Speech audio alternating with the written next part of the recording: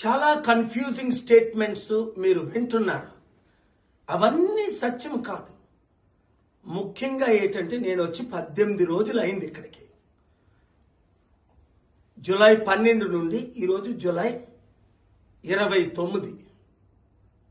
ఈ 17 రోజుల్లో మీరు ప్రార్థించారు, దేవుడు అద్భుతాలు చేశాడు.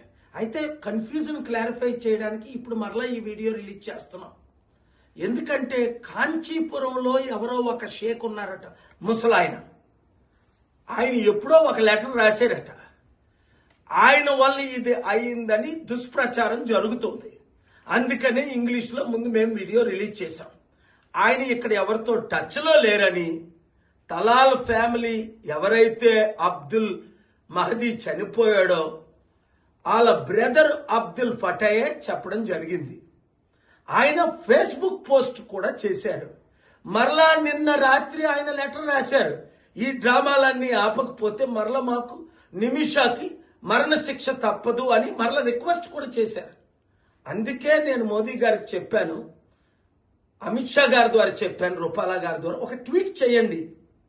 మీరు ఎలాగ గవర్నమెంట్ ఫెయిల్ అయిందో ఒప్పుకున్నారు. జూలై 14ని నేను ఎలాగ టైం అడిగానని చెప్పాను. నాకు వారు ఎలాగ టైం ఇచ్చారు 7 రోజులు. ఇప్పుడు 7 రోజులు కాదు, జూలై 16 నుండి ఈ రోజు 29, దాదాపు 15 రోజులు. ఇప్పుడు మరలా ఆయన రెచ్చగొట్టం ఏంటి? అందుకే షేక్ గారు అబూబకర్ ఏదో ఆయన పేరు, ముసలాయన, కేరళ నుంచి ఇలాంటి డిస్టర్బెన్స్ చేయొద్దని రిక్వెస్ట్ చేశాను ఇంగ్లీష్లో. అది అయిపోయింది. ఇప్పుడు మీరేం చేయాలి మీడియా మిత్రులారా? మరలా ప్రజలందరికీ చెప్పి అబ్దుల్ ఫటా ఎవరైతే వారి కుటుంబం ఒప్పుకున్నారో, ఎంతమంది నాకు సాయం చేశారు ఆ కుటుంబాన్ని ఒప్పించడానికి? మొట్టమొదటి చైర్మన్ మహదీ ఇబ్రాహీం గారు, 80 year old, మీరు చూశారు. ఆ తర్వాత షేక్ హమూద్, ఆయన కంటే పెద్దవారు లేరు. 2012లోనే న్యూయార్క్ టైమ్స్ ఆయన స్టోరీ చూడండి. 3 కుటుంబం, 4 కుటుంబంలో ఉన్న చీఫ్ ఆ లీడర్స్ నేను మాట్లాడింది. 5 doctor Sami Al Arian, most popular professor, 5 సంవత్సరాల ప్రిజన్లో ఉండి బయటకు వచ్చి టర్కీ నుంచి హెల్ప్ చేశారు ఇలా అందరూ కాదు. 6 డాక్టర్ సలీం యమిని, పవర్ఫుల్ లీడర్. ఇలాగ అనేక మంది గ్రూపుల ద్వారా లోకల్ వారిని కన్విన్స్ చేసి, లీడర్ని కన్విన్స్ చేసి, హూతీ లీడర్స్ని కన్విన్స్ చేసి ఇంత మంచి చేస్తే ఇది ఎంబసీ డ్రామా.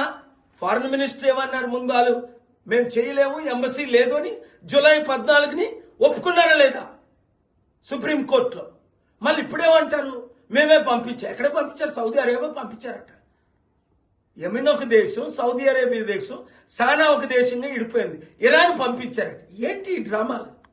అందుకే మోదీ గారు మీరు ఒక ట్వీట్ చేయండి, లేదా ఫారెన్ మినిస్టర్ జైశంకర్ ట్వీట్ చేయమని. వాళ్ళు ట్వీట్ చేయలేదు సరికదా, ఎక్కడో పడుకున్న ముసలాయిని లేపి మీడియాను పంపించి అబ్దుల్ ఫటాకు డబ్బులు ఇచ్చినట్టు, వాళ్ళు ఒప్పుకున్నట్టు